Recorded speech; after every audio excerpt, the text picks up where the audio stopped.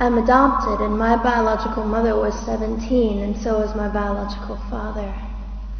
She was 7.5 months pregnant when she decided to go to Planned Parenthood, which is the largest abortion provider in the world, and they counseled her to have a late-term saline abortion, which is a saline salt solution that is injected into the mother's womb. The baby gulps that solution, it burns the baby inside and out, and then she is to deliver a dead baby within 24 hours. And to everyone's great shock and surprise, I didn't arrive dead but alive on April the 6th, 1977 in a Los Angeles County abortion clinic. What's fantastic about this, about the perfect timing of my arrival, is that the abortionist was not on duty yet. So he wasn't even given the opportunity to continue on with his plan for my life, which was death. And I know that I am in a government building, and a beautiful one it is, and I love your country as well as my own. But I know in the age that we live in, it is not at all politically correct to say the name of Jesus Christ in places like this. To bring him into these sorts of meetings, because his name can make people so terribly uncomfortable. But I didn't survive so I could make everyone comfortable. I survived so I could stir things up a bit. And I have a great time doing it.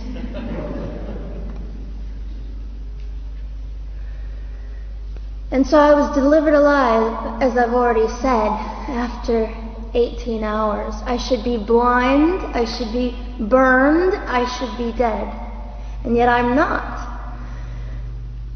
You know what is fantastic vindication is the fact that the abortionist had to sign my birth certificate. So I know who he is. And it also says, for any skeptic listening, on my medical records, born during saline abortion. Ha! They didn't win. I've done some research on the man that performed the abortion on me. And his clinics are the largest chain of clinics in the United States of America, and they gross $70 million a year. I read a quote from him at some point several years ago, and he said, "I have aborted over 1 million babies, and I consider it my passion." I tell you these things because, listen, ladies and gentlemen, we are in an interesting battle, whether we realize it or not, in this world. It is a battle between life and death. What side are you on?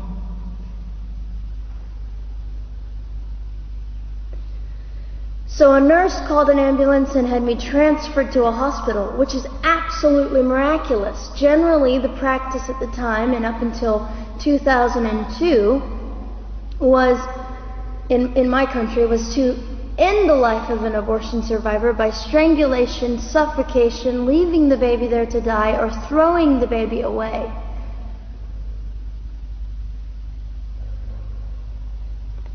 But on August the 5th, 2002, my extraordinary President Bush signed into law the Born Alive Infants Protection Act to prevent that from occurring anymore. You see, we're playing for keeps. We're playing I'm hoping to be hated by the time that I die, so that I can feel God about me and understand what it was to be hated. He was hated. Christ was hated. And not that I look forward to being hated, but I know along my journey, I know I'm already hated because I declare life. I say, you didn't get me. The silent Holocaust didn't win over me. And my mission, ladies and gentlemen, among many things, is this: to infuse humanity into a debate that we have just compartmentalized and set on a shelf and said it is an issue. We have removed our emotions. We are becoming harder. Do you really want that? How much are you willing to take, and how much are you willing to risk to speak the truth in love and graciousness and stand up and at least be willing to be hated? Or at the end of the day, is it all about you or me? And so, after that, I was placed in an emergency foster care home, where they decided they didn't like me very well, and as I'm fond of saying, I don't know how you could not adore me right from the start. What is wrong with these people? But they didn't. You see, I've been hated since conception by so many, and loved by so many more, but most especially by God. I'm his girl. You don't mess with God's girl. I got a sign on my forehead that says, you better be nice to me because my Father runs the world. So after I was placed in the mean home, I was taken out of the mean home and placed into another home, a beautiful home, Penny's home. And she said by this time I was 17 months old, 32 pounds of dead weight, and diagnosed with what I considered to be the gift of cerebral palsy, which was caused directly by the lack of oxygen to my brain while I was trying to survive. Now, I am just compelled to say this. If abortion is merely about women's rights, ladies and gentlemen, then what were mine? There was not a radical feminist standing up and yelling about how my rights were being violated that day. In fact, my life was being snuffed out in the name of women's rights. And ladies and gentlemen, I would not have cerebral palsy had I not survived all of this. So when I hear the appalling, disgusting argument that we should have abortions because the child just might be disabled, oh, the horror that fills my heart. Ladies and gentlemen, there are things that you will only be able to learn by the weakest among us. And when you snuff them out, you are the one that loses. The Lord looks after them, but you are the one that will suffer forever. And what arrogance, what absolute arrogance, and it has been an argument for so long in this human place that we live, that the stronger should dominate the weaker, should determine who lives or dies. The arrogance of that, don't you realize that you cannot make your own heart beat? Don't you realize that all the power that you think you possess, you really possess none of it? It is the mercy of God that sustains you, even when you hate him.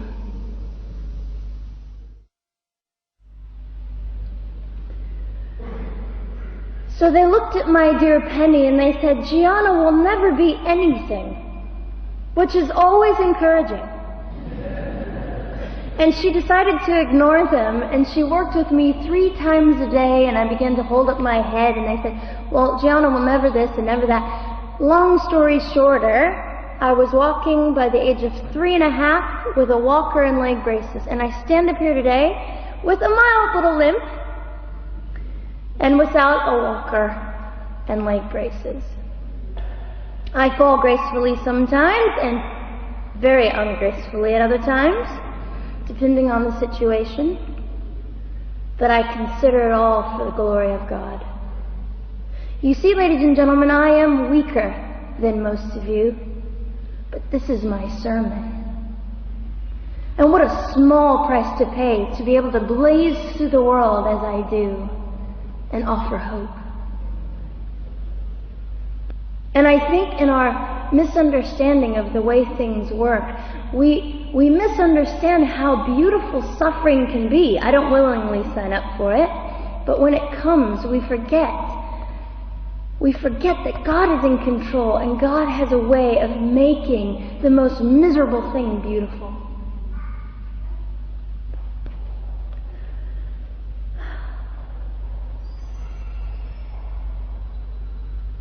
I have met my biological mother. I have forgiven my biological mother. I am a Christian.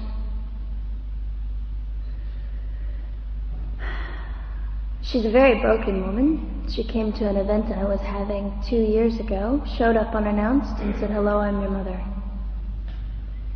And it was a very difficult day.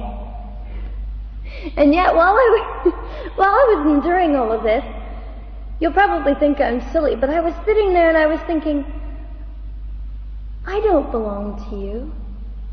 I belong to Christ. I'm his girl, and I'm a princess. So no matter what you say, in all your anger and brokenness and rage, it's not mine to keep. It's not mine to carry, and I won't. I was saying all this inside. So ladies and gentlemen, you have an opportunity. But for just a brief moment, I would like to speak directly to the men in this room and do something that is never done.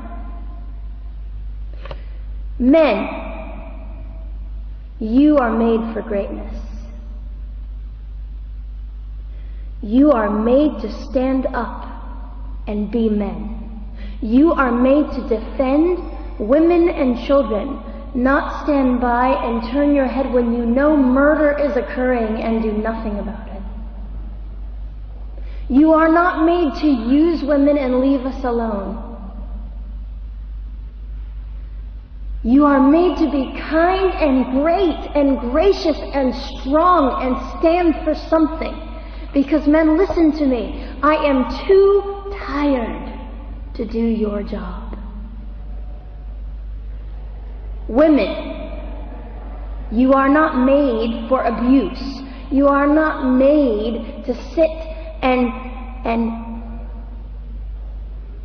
not know your worth and your value. You are made to be fought for forever. So now is your moment. What sort of people are you going to be? I trust incredible. I trust, men, you will rise to the occasion. To the politicians listening, particularly to the men, I would say this: you are made for greatness, set your politics aside. You are made to defend what is right and good. This fiery young girl will stand here and say, now's your moment. What sort of man do you want to be? A man obsessed with your own glory, or a man obsessed with the glory of God?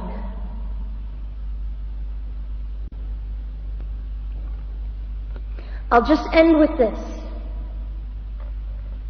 Some of you might be slightly annoyed that all I keep doing is talking about God and Jesus.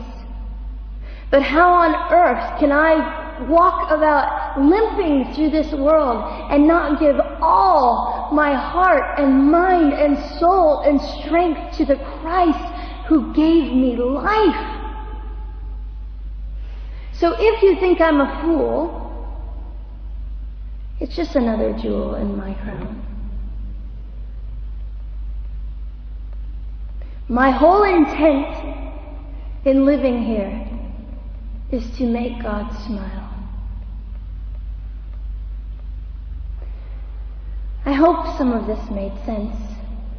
It just came from my heart. God bless and keep you.